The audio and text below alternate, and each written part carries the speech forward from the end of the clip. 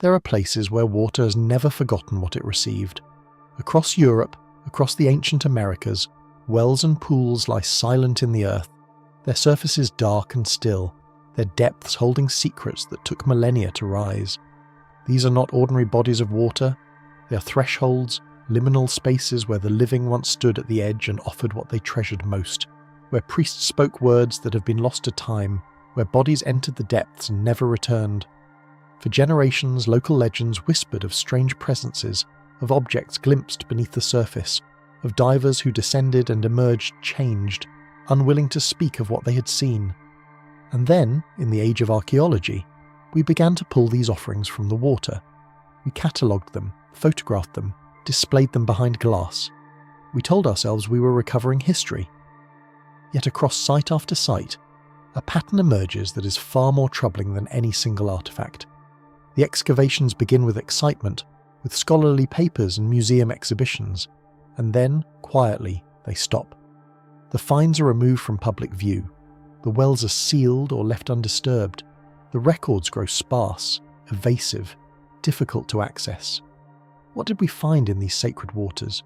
What did we choose to stop finding? And why does the silence that followed feel so much like the silence that came before, when ancient people stood at the edge and understood that some depths are not meant to be fully known? Stay with us as we descend into over 2 hours of the world's most disturbing sacred well discoveries, the finds that were catalogued and then quietly hidden, and the question that connects them all. What were our ancestors giving to the water, and what did the water preserve that we were never meant to see? Our journey begins on the Yucatan Peninsula of Mexico, where the limestone bedrock conceals thousands of natural sinkholes, vertical shafts where the earth has collapsed into subterranean rivers that flow through darkness toward the sea. The Maya called these formations cenotes, from the Yucatec word Cenote, and they understood them as something far more than sources of fresh water in a land without rivers. The cenotes were entrances to Xibalba, the place of fear, the underworld realm where the lords of death held court amid rivers of blood and houses of knives. To approach a cenote was to stand at the mouth of the other world. To enter one was to pass beyond the boundary of the living, and at Chichén Itzá, the great city whose stepped pyramids still rise above the jungle canopy, one cenote in particular drew pilgrims from across the Maya world for over 1,000 years. They came to give, they came to offer, and what they offered defied every comfortable assumption about ancient ritual that later centuries would construct. The Cenote Sagrado, the sacred cenote, lies roughly 300 meters north of the Great Pyramid known as El Castillo.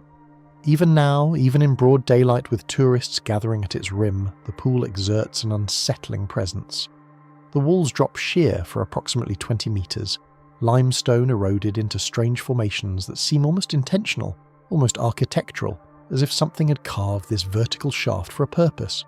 The water below is murky, greenish-brown, its surface opaque with algae and dissolved organic matter. The bottom cannot be seen.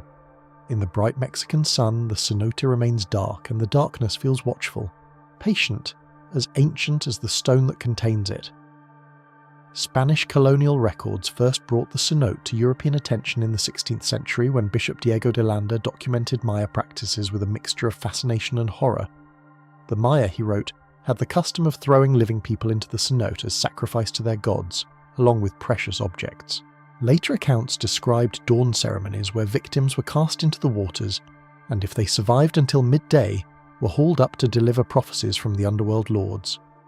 Yet these accounts were filtered through the lens of conquest, written by men who burned Maya books and tortured Maya priests, and for centuries the Cenote Sagrado remained largely undisturbed, its contents a matter of legend rather than excavation. That changed in 1904, when an American diplomat and amateur archaeologist named Edward Herbert Thompson purchased the hacienda that included Chichén Itzá. Thompson had read the colonial accounts. He had studied the cenote from above and watched the way Maya visitors still approached its rim with an attitude of reverence that seemed to transcend tourism, and he became convinced that the pool contained treasures that would rewrite our understanding of pre-Columbian civilization. What followed was one of the most controversial archaeological enterprises of the early 20th century, a decade-long project that would yield over 30,000 artifacts, fundamentally alter scholarly understanding of Maya sacrifice, and eventually lead to legal battles, diplomatic incidents, and a pattern of suppression that continues to shape what the public is permitted to know. Thompson began with dredging. He imported equipment from the United States, constructed a platform at the Cenote's edge, and spent years pulling bucket after bucket of sediment from the depths. The early finds seemed to confirm the legends of treasure. Gold discs depicting human sacrifice, jade ornaments of astonishing workmanship, ceramic vessels, copal incense, wooden objects preserved by the oxygen-free conditions at the bottom, rubber balls, obsidian blades, shells carved with intricate iconography, bells of copper and gold that still rang when struck. Museums celebrated the discoveries. Newspapers reported Thompson's work with breathless enthusiasm. Here was proof of Maya sophistication. Here was treasure rivaling anything from Egypt or Mesopotamia. Here was the validation of colonial legend through scientific recovery. But the sediment layers held more than precious objects. They held what the Maya had valued most. The skeletal remains began appearing early in the dredging process, mixed with the artifacts, often in direct association with objects of obvious ritual significance. At first, Thompson and his team processed them alongside everything else, cataloguing bones as one catalogues any excavated material. But as the years passed and the count grew, a more troubling picture emerged. The cenote contained a minimum of 120 individuals. Later analysis would revise this estimate upward, some scholars suggesting 200 or more, the true number impossible to determine because many bones had been scattered by centuries of deposition, fractured by the impact of falling from the rim, dissolved by the acidic sediment at the pool's bottom. The vast majority were young. Roughly 70% were children under the age of 12. Many of the adults were women, and the bones themselves told stories that the colonial accounts had only hinted at. Certain skulls bore evidence of modification, the flattening and elongation that marked Maya elite status. Others showed healed fractures, evidence of violence survived before the final violence that ended in the water. Dental analysis revealed patterns of disease, malnutrition, and deliberately filed or inlaid teeth that indicated diverse social origins. Some individuals had come from the upper ranks of Maya society. Others bore markers of captivity, of foreign origin, of lives lived hard before they ended at the cenote's edge. The jade and gold had not been thrown alone into the darkness. They had been given company, and the company had been chosen with care. What makes this even stranger is the preservation chemistry that transformed bodies into evidence. The cenote's bottom is a zone of contradictions, a layer of sediment where organic matter both decays and endures, according to rules that still challenge scientific explanation. The water is anaerobic at depth, meaning bacterial decomposition proceeds differently than in open air. Calcium carbonate from the limestone creates conditions that preserve bone while dissolving softer tissue. Yet pockets of exceptional preservation have yielded textile fragments, hair, the residue of body paint, the shells of parasites that once inhabited living intestines. Objects that should have vanished entirely remain legible, readable, disturbingly present. The cenote does not forget. It refuses to let go. And what it preserved included details that would prove increasingly difficult to display. Thompson shipped much of his collection to Harvard's Peabody Museum, an act that the Mexican government would later contest through decades of litigation. The most spectacular objects entered exhibitions that drew crowds and scholarly attention. But as the 20th century progressed, the nature of the finds began to shift in public presentation. The gold and jade remained prominently displayed. The human remains quietly moved into storage. Detailed analysis of the bones was published in technical journals with limited circulation, the kind of academic literature that requires institutional access and specialist vocabulary to penetrate. Public-facing museum materials emphasized craft, artistry, the sophistication of Maya civilization. The uncomfortable core of the cenote's purpose, the bodies of children weighted with jade and gold and cast into sacred darkness. The possibility that some individuals may have been alive when they entered the water receded into footnotes, into caveats, into the spaces where public memory is not encouraged to linger. Why did they do it? How could a civilization capable of such mathematical precision, such astronomical sophistication, such artistic refinement, send its children to the lords of death in a pool whose depths no living person would willingly enter? The questions resist comfortable answers. and the resistance is itself a form of evidence. Mainstream scholarship interprets the Cenote sacrifices as acts of supreme religious devotion, gifts to Chak, the rain god, during periods of drought, offerings intended to ensure the cosmic cycles continued turning. The cenotes were portals, and portals required payment. The children were not victims in the modern sense, but sacred messengers, their deaths a privilege, their descent a journey rather than an ending. This interpretation allows us to view the ancient Maya as comprehensible, their violence ritualized into meaning, their cruelty transmuted into cosmology. Yet certain aspects of the Cenote Sagrado continue to invite deeper reflection. The deposits span over 1,000 years, from the early classic period through the post-classic and into the colonial era, suggesting a practice too persistent, too central, too necessary to abandon even as Maya political structures transformed around it. The concentration of child remains defies purely political explanations, since children rarely possess the status that makes political sacrifice strategically advantageous.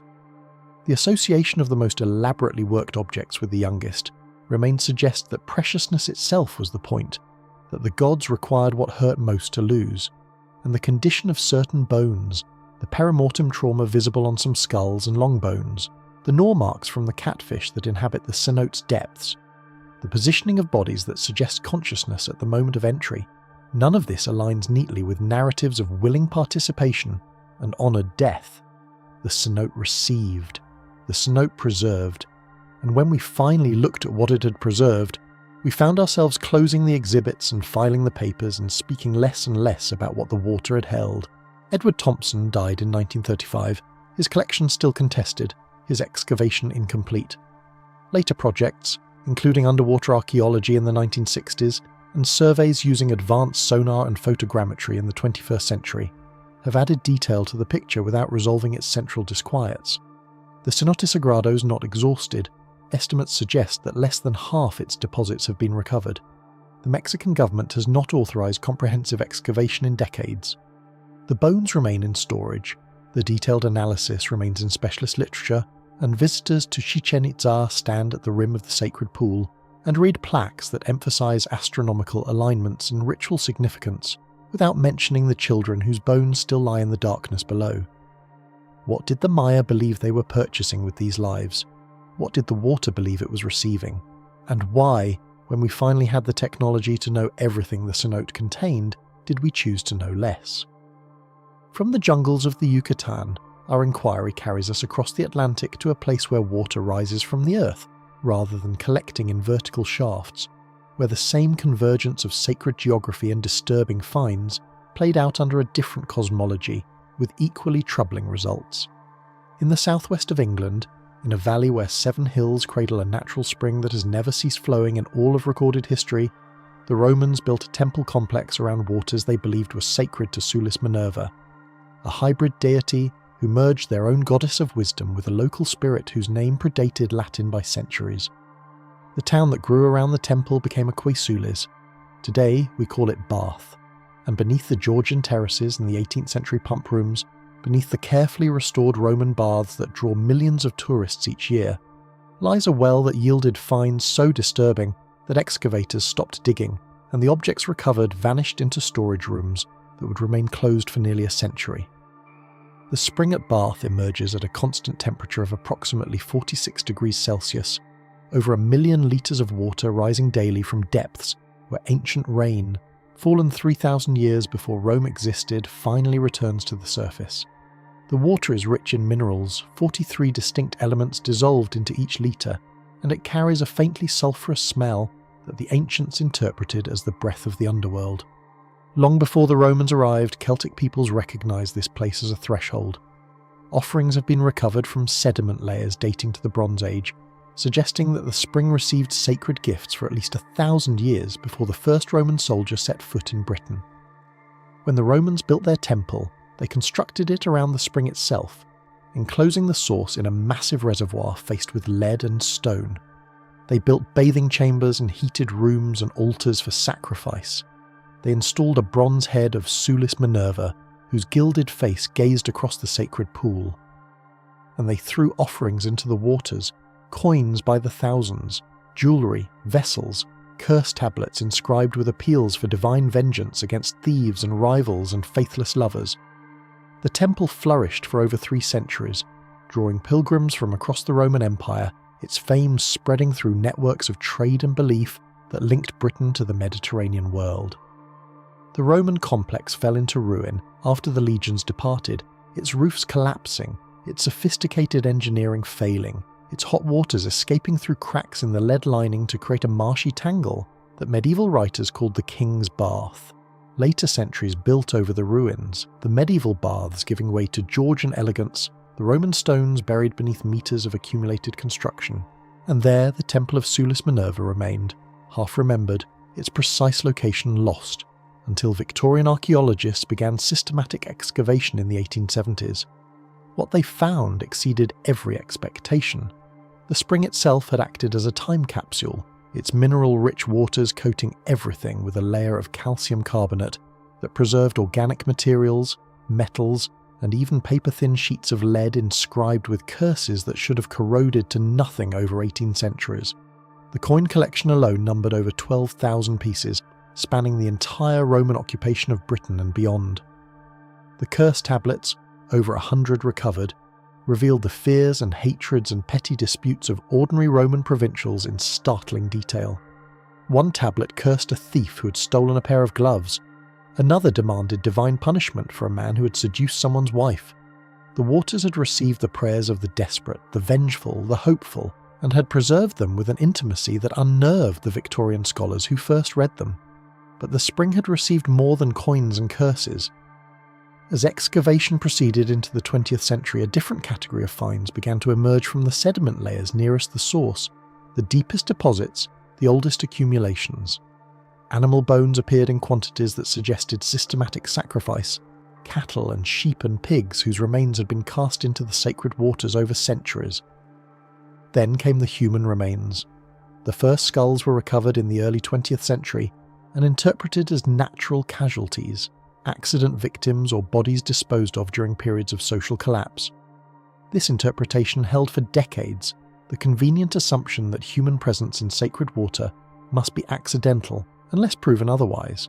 But as recovery continued and osteological analysis became more sophisticated, the comfortable reading became increasingly difficult to maintain. A minimum of 17 individuals and possibly many more entered the spring at Bath in circumstances that resist innocent explanation. The remains cluster around 2 time periods: the pre-Roman Iron Age, when Celtic beliefs held sway, and the later Roman period, when the temple was established and flourishing. The age and sex distribution does not match natural population patterns. Several skulls show perimortem trauma consistent with violent death, and the position of remains concentrated in the deepest, most sacred zone of the spring, directly below where the gilded head of Sulis Minerva once gazed across the waters, suggests intentional deposition rather than casual disposal. What did the Celts give to the spring before Rome arrived? What did the Romans give after they built their temple and proclaimed their synthesis of native and imperial belief? The scholarly consensus maintains that the human remains represent a small minority of the total offerings, statistically insignificant compared to the coins and curse tablets and animal bones. The remains are interpreted as isolated incidents, possibly casualties of violence whose bodies were deposited for ritual purification, possibly condemned criminals executed near the sacred site, possibly accident victims who fell into waters too hot and too mineral-rich to allow easy recovery.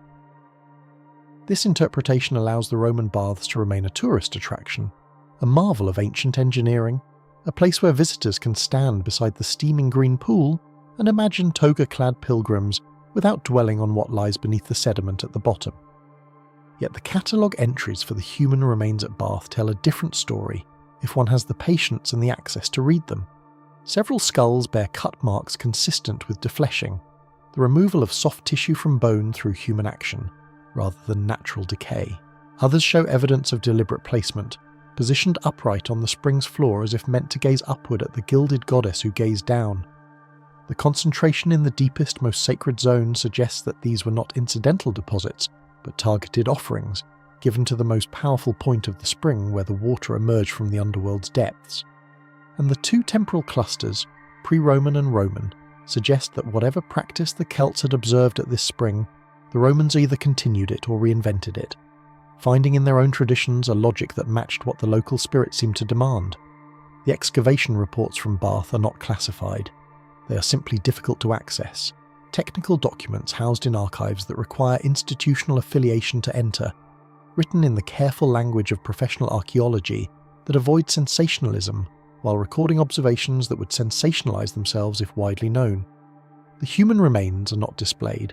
The skulls with their cut marks and their trauma and their upright positioning are stored in facilities that public visitors never see. The Roman Baths Museum emphasises the curse tablets, the coins, the bronze head of Sulis Minerva, the remarkable preservation of objects that tell stories we are comfortable telling. The spring continues to flow over 1 million litres daily, 46 degrees Celsius, faintly sulphurous, carrying minerals dissolved from rocks that have not seen sunlight in 3,000 years. What did Sulis demand of her worshippers? What did Minerva receive when Rome grafted its beliefs onto older roots? And why, when the excavation reached the deposits that would have answered these questions most fully, did the digging slow and then stop, the deepest layers left undisturbed, the full catalogue of finds never made fully public? The spring at Bath has not been comprehensively excavated. The Roman reservoir remains largely intact, its lowest deposits unexplored since the Victorian era, its contents a matter of inference rather than inventory. Whatever else lies in those depths, it waits there still, in water that has been sacred for longer than any European language has been spoken, in darkness that the Romans themselves chose not to fully illuminate. Standing at the edge of the King's Bath today, watching the steam rise from waters that have risen for millennia, one cannot help but sense the weight of all that accumulated giving, the coins and curses and bones, the hopes and fears and bodies that the spring received and would not release. The surface reflects the Georgian columns, the blue sky, the faces of tourists taking photographs, but the surface lies. Beneath it, in sediment layers that archaeology has touched only lightly, the spring holds what it has always held, what was given in ages we can barely imagine, what we found and catalogued and then put away, what we chose not to find at all. From the hot springs of Roman Britain, our path now turns to a place where water takes a different form, where offerings descended not into natural pools, but into shafts deliberately cut deep into the earth, conduits between the world of the living and powers that dwelt below. On the shores of Lake Neuchâtel in Switzerland, at a site called La Tène that would give its name to an entire period of European prehistory, Celtic peoples constructed shaft wells that would yield finds so rich, so violent and so strange that their full interpretation remains contested over a century after discovery. La Tène sits at the eastern end of Lake Neuchâtel, where a shallow bay creates conditions of exceptional preservation. The water here is cold, low in oxygen, saturated with minerals that coat organic materials in protective crusts. Objects that would vanish elsewhere endure here, not merely surviving but retaining detail that seems almost deliberate, as if the water wanted these things to be found, wanted these stories to be told. In 1857, unusually low water levels exposed wooden pilings and metal objects on the lake bed, the first hints of a site that would take decades to properly investigate. What excavators found would redefine scholarly understanding of Iron Age Europe and raise questions about Celtic religious practice that remain uncomfortable to this day. The artefacts from La Tène are among the most celebrated objects of European prehistory. Swords of iron and bronze, their blades still sharp after 2,000 years. Spearheads decorated with swirling designs that seem almost biological, almost alive. Shield bosses and chariot fittings and jewellery of gold and electrum worked with skill that rivaled the Mediterranean civilizations. Pottery and glass and wooden objects whose preservation astonished 19th century archaeologists, accustomed to recovering only the most durable materials. The collection at La Tène became the type site for the entire La Tène culture, the Celtic civilization that flourished across Europe from approximately 450 BCE to the Roman conquest, the people who sacked Rome in 390 BCE and raided Delphi in 279 BCE and gave their name to places from Paris to Prague to Belgrade. But La Tène was not a settlement. It was not a manufacturing centre or a trading post or a fortress. The concentration of elite goods, the finest weapons and jewellery and decorated objects that Celtic craftsmen could produce at a site with no evidence of permanent habitation, suggested a different purpose. one that the classical writers had described in passages that archaeologists were reluctant to believe. The Roman authors wrote of Celtic practices that seemed impossible to reconcile with the sophistication of Laterna metalwork. They described groves where druids presided over rituals that included human sacrifice. They described victims chosen by lot, drowned in tubs or burned in wicker structures or stabbed and left to bleed out as their death throes were read for omens. They described a culture that valued warfare and cattle and poetry, and the taking of human heads as trophies, a culture alien to Mediterranean sensibilities, even as it traded with Mediterranean merchants and learned Mediterranean techniques. Laten seemed to confirm the artistry. The question was whether it would confirm the rest. The human remains began appearing as soon as systematic excavation commenced. Skulls predominantly, sometimes complete, sometimes fragmentary, sometimes accompanied by vertebrae that suggested decapitation rather than decomposition. Long bones that showed cut marks consistent with dismemberment. Bones of multiple individuals intermingled with the weapons and jewellery and chariot fittings, deposited together in what could only be understood as deliberate offerings, the human dead given to the water alongside the most precious products of Celtic material culture. The classical accounts had not been exaggerating. If anything, they had understated the case. Laten was a death site, a place where water received what land could not hold, where the boundary between worlds grew thin enough for gifts to pass through. How many individuals entered the waters of Laten? The question resists definitive answer because the site was excavated over decades by multiple teams with varying methods and standards, because bones scattered across a lake bed do not lend themselves to easy counting, because some of the earliest recoveries went unrecorded or were lost before proper analysis could be conducted. Conservative estimates suggest dozens of individuals, higher estimates suggest hundreds. The remains span centuries of deposition, suggesting a practice sustained across generations, a tradition too important to abandon even as Celtic political structures transformed around it. And the pattern of remains, the predominance of skulls, the evidence of decapitation, the association with elite military equipment, suggests a specific logic that classical sources help illuminate. The Celts, according to Greek and Roman writers, believed that the head was the seat of the soul. They took the heads of enemies killed in battle and preserved them as trophies, nailing them above doorways or embalming them in cedar oil for display. The most valuable heads were kept for generations, shown to guests as evidence of family glory, the soul of the defeated enemy bound forever in service to the victor. At Laten, the pattern inverts. These heads were not kept but given, not preserved for display but cast into sacred waters where they would pass beyond human reach. Were they enemies, their souls offered to underworld powers as the ultimate disposal? Were they honoured dead, their most sacred parts sent to dwell with the gods? Were they sacrifices in the classical sense, lives taken to ensure divine favour, heads severed while bodies went elsewhere? The water preserved the bones, but not the logic that put them there. The water refuses to explain. The excavation at Laten continued sporadically into the 20th century, each phase recovering more objects, more weapons, more evidence of ritual practice that becomes harder to explain away with each new find. The interpretive framework that emerged was one of warrior culture and votive offering, elite Celts casting their most valued possessions into sacred waters as gifts to gods whose names we have largely forgotten. This interpretation makes Laten comprehensible, assimilable, a place where bronze and iron and bone can be displayed in museum cases with labels that emphasize craftsmanship and trade and the spread of Celtic culture across Europe. The swords of Laten are famous, the skulls of Laten are not. Yet the pattern of finds that were catalogued then removed from public display repeats here as it repeated at Chichén Itzá, as it repeated at Bath. The human remains from Laten are housed in Swiss institutions that require special permission to access.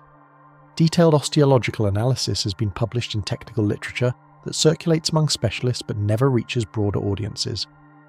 The museum displays at the Latinium, the archaeological park and museum dedicated to the site, emphasise the beauty and sophistication of Celtic material culture, the elegant curves of Laten sword scabbards, the intricate patterns on bronze vessels, the evidence of a civilization that rivaled Rome in artistic achievement if not in political organisation. The panels mention offerings, they do not dwell on what was offered. The water received its gifts, and we received the water's testimony, and then we put the testimony away where it would not disturb our vision of the ancient past. What drove Celtic peoples to give their finest weapons, their most skilled metalwork, their human dead, to waters that would claim them forever? What did they believe the waters would give in return? Fertility for cattle, perhaps, or victory in battle, or safe passage for the dead to realms where the living could not follow? The gods of the Celts are shadowy figures now, their names surviving in inscriptions and place names, but their natures largely lost, their demands and their rewards uncertain except where offerings suggest the transactions that once took place. At La Tène, the transactions were expensive, the water was worth feeding. Standing at the shore of Lake Neuchâtel today, looking across the shallow bay where the pilings once stood, one sees only calm water, reeds, the distant hills that frame the lake's eastern end. There is nothing to mark the site as sacred, nothing to indicate that generations of Celtic priests once stood here speaking words we will never hear, overseeing rites we can only guess at, sending swords and shields and human heads into darkness that was meant to be final.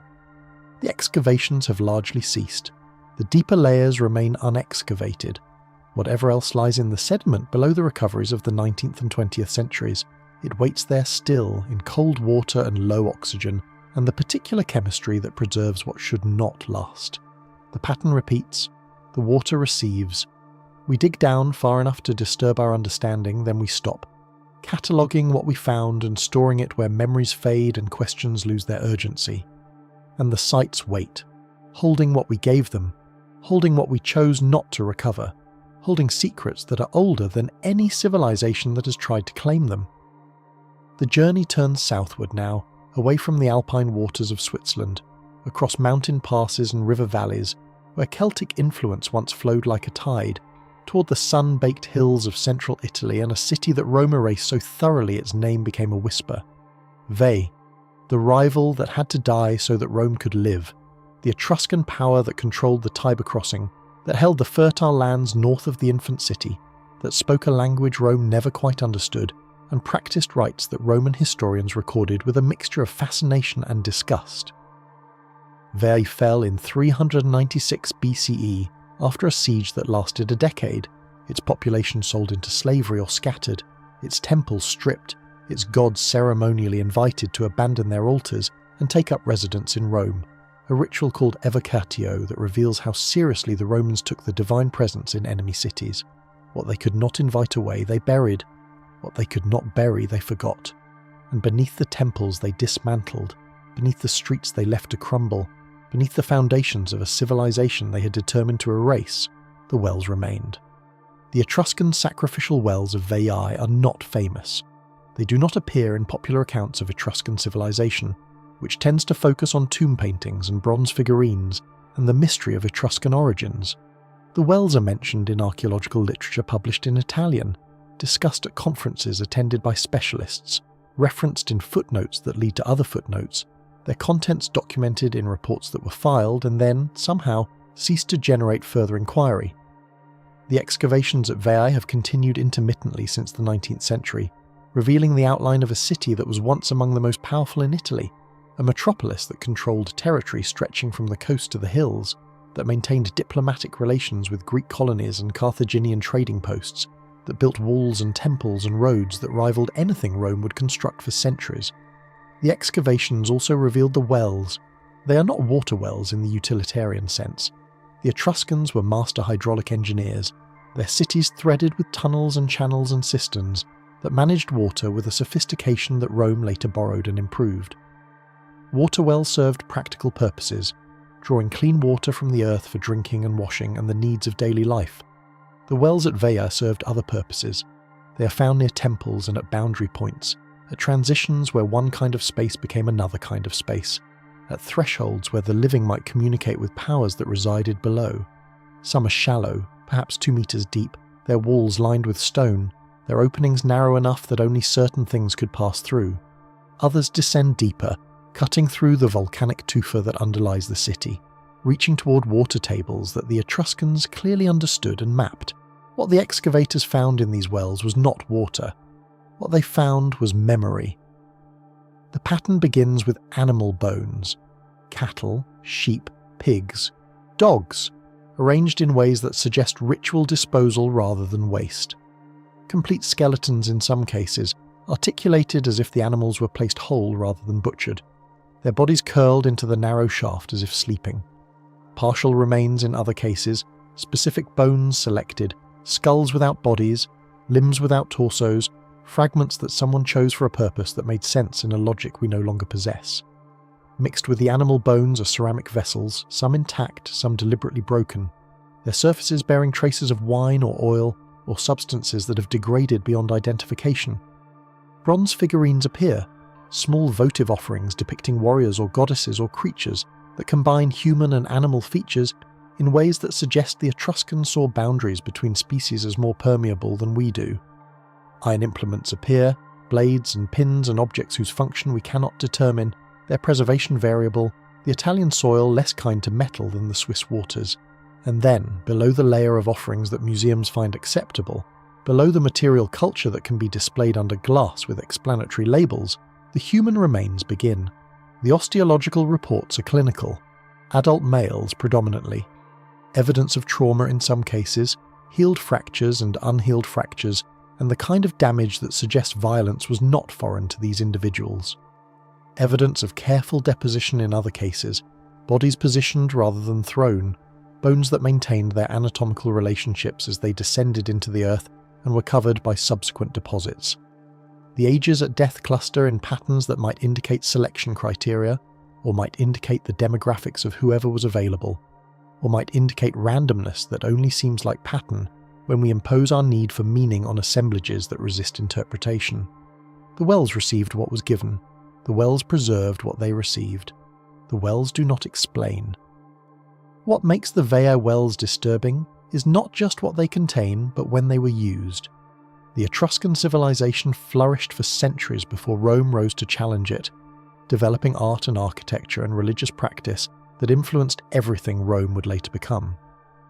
The wells at Veii show evidence of use spanning those centuries, generation after generation depositing offerings, generation after generation feeding the earth with objects and bones and flesh. But some of the wells show evidence of particularly intense use in the final century before the Roman conquest. The deposits grow denser, the offerings grow more valuable, the human remains grow more numerous. It is as if, facing an existential threat, the Etruscans of Veii intensified their appeals to powers they believed could save them. It is as if, as Roman armies pressed closer, as siege lines tightened, as the decade of war wore on, the wells received more and more of what the city could offer. The gods did not answer, or answered in ways the Etruscans did not recognize, or answered that the time of Veii had ended and the time of Rome had begun. The city fell. The wells were abandoned. The deposits ceased. For 24 centuries the wells held what they had been given. The accumulated transactions of a civilization that bargained with forces it believed could shape the outcome of history. And when excavators opened the wells, they found the terms of those bargains, the price that was paid, the gifts that were given. They catalogued what they found, they published what they catalogued, and then they closed the files. The research consortium that investigated the Veii wells in the 1990s and early 2000s produced detailed technical reports on stratigraphy and chronology, on ceramic typology and metallurgical analysis, on the spatial distribution of deposits and the architectural features of the well structures themselves. The human remains were analysed by physical anthropologists who noted trauma patterns and demographic distributions and evidence of how the bodies were processed before deposition. The reports are available in university libraries, in archaeological archives, in the digital repositories where academic literature accumulates and is occasionally discovered by researchers following footnotes to their origins. What the reports do not contain is interpretation that might disturb comfortable narratives about the classical Mediterranean. What the reports do not contain is engagement with what the pattern of deposits might mean. Were the human remains sacrificial victims in the sense that modern minds imagine when they hear the word sacrifice? Were they criminals executed according to Etruscan law, their bodies disposed of in ways that marked their exclusion from normal burial? Were they prisoners of war, enemies of Veii given to Veii's gods in transactions that bound divine favour to military success? Were they willing participants in rites that promised transformation, the passage from mortal flesh to sacred presence, the crossing of thresholds that the living could not otherwise cross? The wells do not answer. The bones do not speak. The ceramic vessels that once held offerings have been drained of everything except clay and chemistry. The bronze figurines stare with eyes that were never meant to see, only to be seen, only to witness what was done in darkness below the light of day. The Etruscans were absorbed into Rome so completely that their language died, their religion dissolved into Roman syncretism, their history became whatever Roman historians chose to remember. We know them through their tombs, through their art, through the objects that survived the collapse of their world and the aggressive forgetting that Rome practiced upon its conquered peoples. We know them through wells that were never meant to be opened, that were filled and sealed and left to accumulate the weight of centuries in earth that Roman ploughs never turned, in corners of ruined cities that Roman builders never redeveloped. What we found in those wells we documented. What we documented, we archived. What we archived, we seldom revisit. The pattern repeats. But the sacred waters of the ancient world are not confined to Europe. The practice of depositing offerings in water, of sending gifts to powers that resided in depths, of feeding wells and springs and cenotes and sacred pools, appears across cultures and continents with a consistency that suggests either contact or independent emergence of the same idea. Either ancient peoples learned from one another that water could carry messages to the divine, or ancient peoples independently discovered that water, which sustains life, which reflects the sky, which connects the surface to hidden realms below, was the obvious medium for transactions with powers they could sense but not see.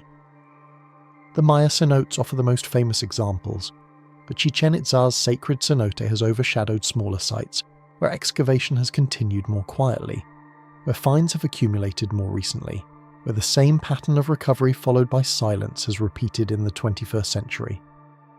The cenotes of Haltun, a Maya site in the Petén region of Guatemala, were investigated between 2008 and 2016 by teams from American and Guatemalan institutions, their findings presented at academic conferences and published in journals that specialize in Mesoamerican archaeology. The site itself is modest compared to the monumental centers that draw tourists and generate documentaries, a cluster of pyramids and plazas that suggest regional importance, but not the kind of power that commands memory across millennia. Haltun was occupied during the Classic period, flourishing while Chichén Itzá was still consolidating its northern dominion, declining as the broader Maya world entered the collapse that emptied cities and scattered populations across forests that would reclaim the stone. What makes Haltun significant is not its size or its inscriptions or its place in Maya political history. What makes Haltun significant is what its cenotes contained. The cenote at Haltun is smaller than the sacred cenote of Chichén Itzá, its opening narrower, its walls more vertical, its waters less accessible to the casual visitor. Accessing its deposits required diving equipment and training, careful excavation underwater where visibility measured in centimetres rather than metres, patient recovery of material that had accumulated across centuries of use. The finds followed familiar patterns at first, ceramic vessels and jade ornaments and carved stone objects that could be identified with known Maya artistic traditions, offerings that fit comfortably within established interpretive frameworks of elite ritual practice. The deeper layers held more. The lower strata, corresponding to earlier periods of site occupation, revealed deposits that have not been fully published, that were mentioned in conference presentations and then not discussed further, that appear in the footnotes of subsequent publications as personal communications rather than citable sources. What is known from those footnotes, from those conference presentations, from the informal networks through which archaeological knowledge sometimes circulates before formal publication catches up, is that the Haltun cenote contained human remains in associations that troubled the excavators. The remains were not scattered, not disposed of carelessly, not accumulated through accident or secondary use. They were arranged, they were accompanied, they were deposited with evident care, with evident purpose, with evident intention that the excavators could perceive but not explain in terms that fit standard models of Maya mortuary practice. The cenote was not a tomb. The cenote was not a garbage pit. The cenote was a portal, and someone had sent travellers through. The research permits that allowed excavation at Haltun specified conditions for the handling of human remains, conditions that reflected Guatemalan law and international protocols for the treatment of ancestral materials. The remains were documented, sampled for analysis, and then, according to the protocols, repositioned in the cenote from which they came. They were returned to the water, They were given back to the darkness that had held them for a millennium. The data extracted from them exists in laboratory databases and field notebooks, awaiting analysis that has proceeded slowly, awaiting publication that has not yet appeared, awaiting interpretation that someone will eventually offer. But the remains themselves are gone, returned to waters that received them once and received them again, the excavation becoming another episode in a longer history of giving to depth that do not give back. This is what distinguishes the Cenote recoveries from the European well excavations. At La Tène, at Bath, at Veii, the human remains were removed, transported to museums and universities, stored in collections where they can theoretically be studied by future researchers, with future methods and future questions. At Holtun, at other Maya sites where similar protocols apply, the remains were documented and returned. The Cenote receiving back what had been briefly disturbed, the water closing over secrets that were glimpsed but not retained. Which approach better honours the dead? Which approach better serves the living? Which approach better preserves the evidence that might someday answer questions we have not yet learned to ask?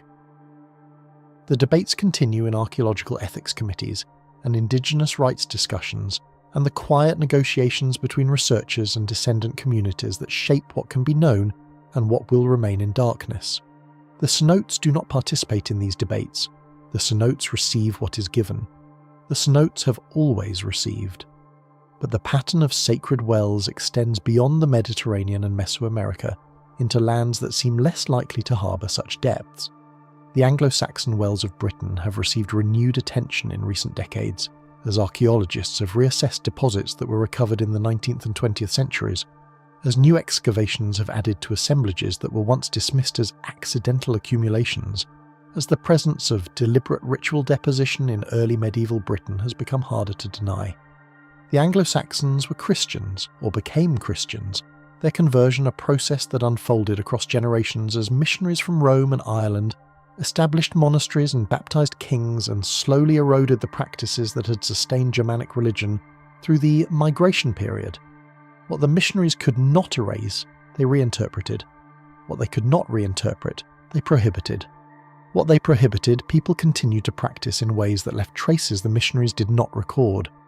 The wells are scattered across England, modest shafts sunk into chalk and clay and gravel, lined with timber or wattle or rough stone, their openings marked in some cases by structures that suggest they were maintained and visited, unmarked in other cases as if concealment was part of their function. They held water, but they also held more. Excavations at Springhead in Kent, at Baldock in Hertfordshire, at sites across the English countryside where Roman roads once carried travellers and Roman temples once drew worshippers, have revealed wells that received deposits spanning centuries, from the Roman period through the early medieval transition, and sometimes beyond. The deposits include the expected tokens, coins and pins and fragments of ceramic and glass, the casual offerings of travellers who stopped at springs and sought the favour of local noumena. The deposits also include the unexpected complete ceramic vessels and iron implements, and animal bones articulated in ways that suggest intentional placement, organic materials preserved in waterlogged conditions that dissolved elsewhere, assemblages that build toward patterns the excavators did not anticipate. The Felmersham Well in Bedfordshire was discovered during construction work in 1959, its contents recovered hastily as development schedules pressed, its finds dispersed to county museums where they were catalogued and then largely forgotten, until re-examination in the 2010s revealed what had been overlooked. The well dated to the late Anglo-Saxon period, roughly the 9th or 10th century, a time when England was nominally Christian, when parish churches dotted the landscape, when monks copied manuscripts and kings endowed monasteries, and the old gods were supposed to have faded into folklore if they persisted at all. What the well contained was not consistent with Christian practice. What the well contained suggested continuity with patterns far older than the conversion. The animal deposits came first in the sequence of recovery, dogs and horses and cattle placed whole or partial, their bones showing marks that suggested specific treatment before deposition.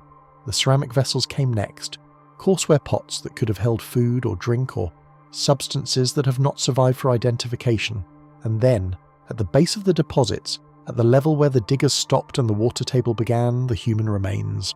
The bones of a young adult, probably female, accompanied by objects that have been interpreted as grave goods, though the well was clearly not a grave, positioned in relation to the animal bones in ways that suggested intentional arrangement, interred in water that would have been cold and dark and separated from everything the living knew.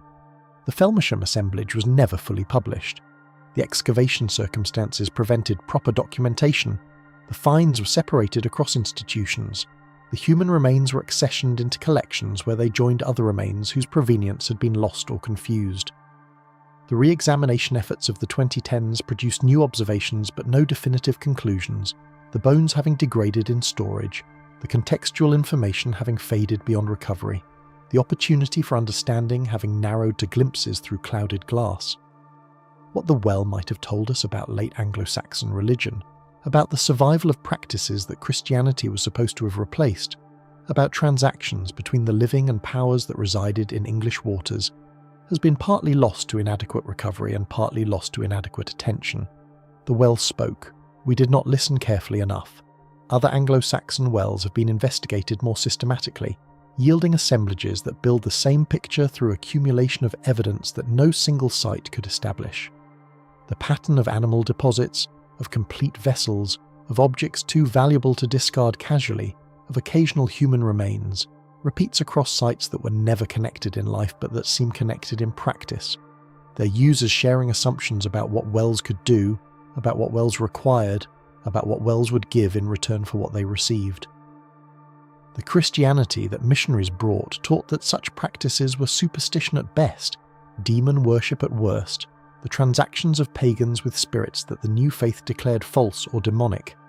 The wells suggest that such teachings did not penetrate uniformly, that alongside the stone churches and the vellum gospels and the silver crosses, older practices continued in quieter places, in deeper shadows, in waters that did not care what priests preached. The excavations have largely stopped now. The known wells have been documented to varying degrees, their contents distributed across collections where they can be studied by scholars who apply for access and navigate the bureaucracies that guard ancestral remains. New wells are occasionally discovered during construction projects, their emergency excavation yielding partial data, their finds entering the same archival circuits where previous finds accumulated and faded. The pattern is complete. The mystery remains open. The wells of Anglo-Saxon Britain held evidence that something continued through the conversion period, that water remained sacred in ways the Church did not sanction, that the transactions between the living and the depths did not cease when the king accepted baptism and the calendar adopted saints' days. What was offered to those waters, what was expected in return, what faith sustained the offerings through generations of official prohibition, we can only guess. Standing at the edge of any of these sites today, looking down into wells that have been capped, or cenotes that have been mapped, or springs that have been commercialized, one cannot help but feel the presence of questions that will not resolve. The water received what was given. The water preserved what it could.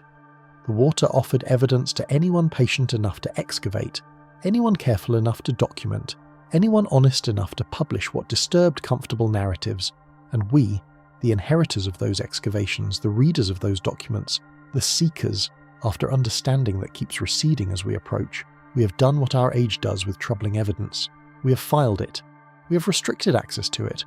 We have written technical reports that circulate among specialists and never reach audiences who might ask awkward questions about what the pattern means. The wells wait. The cenotes hold their silence. The springs continue to rise, carrying water from depths that remember everything and explain nothing. And somewhere in the sediment that remains unexcavated, in the layers that archaeologists chose not to reach, in the darkness below the darkness we have already disturbed, more evidence waits for excavators who may never come. The question that emerges from these scattered sites, from these waters that span continents and millennia, is not whether the pattern exists. The pattern exists. Cenotes in Yucatan, wells in Somerset, shafts in Switzerland, cisterns in Etruria, springs throughout the Anglo-Saxon kingdoms, all received deposits that follow recognizable logics, all preserved those deposits through chemistry that seems almost cooperative, all yielded their evidence to excavators who then struggled with what they had found. The question is what the pattern means, and that question splits into tributaries that lead in directions our age finds uncomfortable to follow. One tributary leads toward universality. If peoples who never contacted each other, who spoke unrelated languages, who built their civilizations on foundations that share no common ancestor within historical memory, all arrived at the practice of depositing offerings in water, then perhaps something about water itself invites such deposits. Perhaps the physics of springs rising from invisible sources, of cenotes opening into subterranean rivers, of wells tapping aquifers that seem to have no bottom. Perhaps these phenomena generate the same interpretations in any mind that encounters them. The water comes from somewhere. The water goes to somewhere. The somewhere is not here, not visible, not accessible to ordinary movement. Therefore the somewhere must be elsewhere in a deeper sense, a place where different rules apply, where different beings dwell, where communications from this surface world might be received by entities capable of responding. The logic is not primitive. The logic is observational. The water behaves as though it connects to another realm. The humans who depend on that water behave as though the connection can be utilized, can be negotiated, can be maintained through appropriate gestures that the other realm will recognize and reward. Another tributary leads toward transmission. Perhaps the practices did not arise independently. Perhaps they spread along routes we have not traced, carried by travelers whose journeys left no written record, taught by teachers whose lessons passed from mouth to ear without ever touching surfaces that could survive. The deep history of human movement remains largely unwritten, the genetics only now beginning to sketch migrations that oral traditions preserved in mythic form. If the practice of water offering spread from some original source, radiating outward through millennia of contact and adaptation, then the universality of the pattern might reflect not independent invention but ancient connection, networks of influence that dissolved long before anyone thought to document them. This interpretation offers comfort to those who prefer singular origins, who want to trace the stream to its headwaters, who believe that understanding the source would explain the tributaries. But the evidence does not clearly support it. The practices share broad features while differing in specifics, as though the general idea spread but the details were locally determined, or as though the general idea arose independently while convergent logic produced similar details. We cannot distinguish these possibilities with the evidence we have recovered. We can only note that the pattern spans distances that ancient travellers could not have crossed easily, time depths that predate any documented long-distance contact, cultural boundaries that should have blocked transmission if transmission required sustained interaction. A third tributary leads toward function. Perhaps the practices persisted because they worked, not in the sense that the beings addressed in the deposits actually existed and actually responded, but in the sense that the practices produced effects that their practitioners valued. Communities that gathered at sacred waters to perform rituals together strengthened their bonds, reinforced their shared identity, marked their boundaries against outsiders who did not know the proper forms. Individuals who deposited offerings at moments of crisis gained psychological benefits from the act of doing something, from the sense that they had initiated a process that might resolve in their favour, from the discipline of selecting objects valuable enough to matter and surrendering them to forces they could not control. Societies that maintained sacred wells possessed infrastructure for the storage and distribution of ritual knowledge, specialists who understood the proper procedures, calendars that organised collective action around shared reference points. The water was not the point. The water was the medium through which human needs for meaning, for agency, for solidarity, for hope found expression and partial satisfaction. The beings beneath the surface were projections, necessary fictions that made the practices coherent, that gave shape to transactions that were actually occurring between humans and their own deepest uncertainties.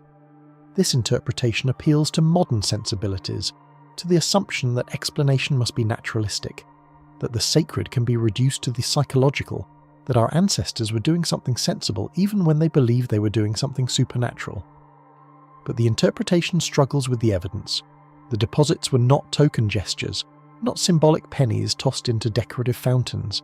They included objects of genuine value, weapons that could have been used, jewellery that could have been worn, vessels that could have served practical purposes, food that could have been eaten, animals that could have been raised, humans whose lives were ended in the act of offering. The cost was real. The cost was often substantial. Communities that could barely feed themselves still found resources to deposit in waters that gave nothing visible in return. Individuals facing genuine crises did not merely simulate sacrifice, but actually sacrificed. Not performance, but commitment. Not theatre, but transaction as they understood it. To reduce such practices to their social functions, to claim that our ancestors were really doing something else than what they believed they were doing, requires a condescension that the evidence does not earn. They were doing what they thought they were doing. They were addressing beings they believed existed. They were conducting transactions they believed were effective. Whether those beliefs were accurate is a different question from whether those beliefs were sincere, and the deposits testify to sincerity that cost more than symbols cost. The fourth tributary leads toward memory. Perhaps the practices continued because they had always continued.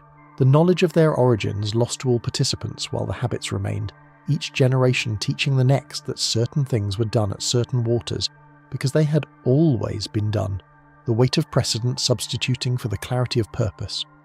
This interpretation has merit. Ritual often outlasts the cosmology that generated it. The forms preserved long after the meanings have faded, the gestures repeated by practitioners who could not explain why the gestures mattered. The cenotes that received offerings in the terminal classic period received offerings in patterns that differed from the patterns of the early classic period, as though the practice continued while its internal logic shifted, adapted, was reinterpreted by communities whose circumstances had changed. The wells of Anglo-Saxon Britain received offerings that combined elements of multiple traditions, Roman and Celtic and Germanic and Christian, as though the practice absorbed whatever meanings were available while the core behaviour remained stable. Memory does not require understanding. Memory requires repetition. And the waters received repetitions across spans of time that suggest transmission, from parent to child, from elder to youth, from priest to acolyte, chains of teaching that conveyed the necessity of the practice without necessarily conveying the reasons for the necessity. But memory alone does not explain the consistency. If the practices were mere habit, mere repetition of forms whose meanings had dissolved, we would expect random variation, drift towards simpler and less costly gestures, eventual abandonment as the costs outweighed the remembered but no longer felt rewards. Instead, we find persistence, we find elaboration, we find evidence that communities invested in maintaining the practices, in teaching them with care, in performing them with attention to details that would not matter if the performance were merely formal. Someone remembered not just that offerings were made, but why offerings were made, not just that waters were sacred, but what the sacredness consisted of, not just that something was expected in return, but what that something was, and how its arrival could be recognized. The chains of transmission carried content as well as form. The tributaries of interpretation lead back to the same place. The peoples who deposited offerings in sacred waters believed that their deposits mattered, that the waters received what was given, that the transaction produced effects in a world they could not see but could not ignore, and we, the excavators of their deposits, the interpreters of their practices, the inheritors of their bones and blades and beads, we have not found evidence that proves them wrong. We have found only evidence that they acted as though they were right, consistently, across cultures, across millennia, at costs that only sincere belief could sustain. The archaeology of sacred waters has reached a peculiar equilibrium. The major sites have been excavated to varying depths, their contents distributed across institutions that guard them with varying degrees of accessibility, their documentation published in sources that range from popular to technical to restricted. New technologies continue to be applied to old finds. The bones from Chichén Itzá yielding DNA that reveals origins, the metalwork from La Tène yielding isotopic signatures that reveal manufacturing methods, the organic deposits from various sites yielding radiocarbon dates that revise chronologies established decades ago. Each application produces new observations. Each observation opens new questions. The answers recede as the questions multiply, the pattern becoming clearer while the meaning becomes more elusive, and the excavations themselves have largely stopped. The cenotes of Yucatan are now protected heritage sites, their waters off-limits to the disturbance that archaeological diving requires, their sediments accumulating above the layers that landers divers reached, above the depths that Thompson dredged, above the bones that the National Geographic expeditions photographed in situ before removing them to laboratories where photography would be replaced by measurement, measurement by analysis, analysis by storage, storage by the slow forgetting that accompanies all institutional preservation. Permits for new excavation are difficult to obtain. The Maya communities whose ancestors made the deposits have gained voices in decisions about their patrimony, And those voices often say that the cenotes should be left alone, that the disturbance has been sufficient, that whatever remains in the depths should remain. The scientific community debates the ethics of excavation itself, the removal of human remains from contexts that were clearly intended to be final, the transformation of sacred deposits into museum specimens, the extraction of information at the cost of destruction. The debates do not resolve. The equilibrium holds. The cenotes keep what they still contain. The Roman baths at Bath have been stabilised, their waters managed for tourism rather than excavation, their spring maintained as a heritage attraction that draws visitors who toss coins into waters that once received golden offerings, the gesture trivialised into superstition, while something older than superstition watches from depth that the heritage authorities prefer not to disturb. The sacred spring continues to rise 800,000 litres daily, carrying heat from depths where geology operates on timescales that make human history insignificant. Whatever remains in the reservoirs that feed the spring, in the chambers that Roman engineers never reached, in the sediments that formed before Romans arrived and that continued forming after they departed, will likely remain there unless catastrophe or commerce compels new investigation. The baths are complete, the mystery is archived. The spring rises indifferent to the completion, and the archiving, doing what it has done for 12,000 years, bringing water from darkness into light through channels that neither gods nor engineers entirely control. La Tène itself lies quiet now, the river having shifted since the deposits were made, the site marked for the specialists who know where to look, invisible to the farmers whose fields cover approaches once walked by pilgrims carrying weapons they would not carry home. The collections scattered across European museums occasionally reunite in temporary exhibitions that attempt to reconstruct what the site might have meant. The swords and shields and torques arranged in cases with labels that explain what we think we know, while acknowledging how much we do not know. The absence of human remains from most displays leaving visitors unaware that the waters received more than metalwork, that the transactions included lives as well as objects, that the platform from which offerings were thrown also served as scaffold from which offerings were pushed or thrown themselves. The exhibitions close, the objects returned to storage. The publications remain in university libraries where students occasionally consult them for papers that their professors grade and forget. La Tène has given what it will give. The interpretation continues in seminar rooms and conference presentations, but the site itself has fallen silent, its waters long since diverted, its sediments long since excavated to depths that satisfied the excavators of their time, its secrets divided between what was recovered and what was never reached. The Etruscan wells of Veii stand as perhaps the least known of all these sites, their excavation partial, their publication scattered, their contents distributed across Italian collections where bureaucratic access requirements discourage casual inquiry. The pattern they established, the practice they represent, remains embedded in specialist literature that rarely reaches audiences who might find the pattern meaningful, who might ask what it says about the people who preceded Rome on Italian soil, who might wonder what beliefs sustained deposits that continued for centuries before Roman conquest, redefined what waters meant and what waters received. The wells exist. The evidence exists. The interpretation exists in forms too technical for general consumption, too hedged for popular summary, too fragmented across publications to coalesce into narrative that anyone could follow, and the equilibrium holds. No one is proposing new excavation. No one is requesting new access. The wells keep what remains in them, the collections keep what was removed, the silence keeps what was never spoken. The Maya cenotes beyond Chichén Itzá, the smaller sites like Halted, the regional examples that establish the practice as cultural pattern rather than singular phenomenon. These too have reached their equilibrium. The major sites have been documented, the accessible deposits have been recovered, the underwater surveys have mapped what can be mapped without disturbance, recording the presence of bones and objects that will likely never be raised, that wait in darkness that cameras have briefly illuminated but that hands will not reach. The LIDAR surveys continue to find new sites, cenotes that have not been investigated, openings that local communities know but that archaeologists have not yet visited, potential deposits that might clarify or complicate the pattern that existing excavations established. But finding sites and excavating sites are different activities, with different requirements, different costs, different political implications. The sites can be found. Whether they will be opened is another question, one that the institutions controlling such decisions have not answered affirmatively in years. The pattern is complete. Additional examples would be welcome but are not essential. The story can be told with what we have. What we have will be what we have for the foreseeable future. And the Anglo-Saxon wells, the latest of these waters to enter the archaeological conversation, the closest to us in geography and perhaps in cultural ancestry, these have yielded what emergency excavation could recover and what re-examination could observe. Their contents now archived in conditions that will preserve some materials while allowing others to degrade, their documentation now fixed in forms that future researchers will navigate with varying success.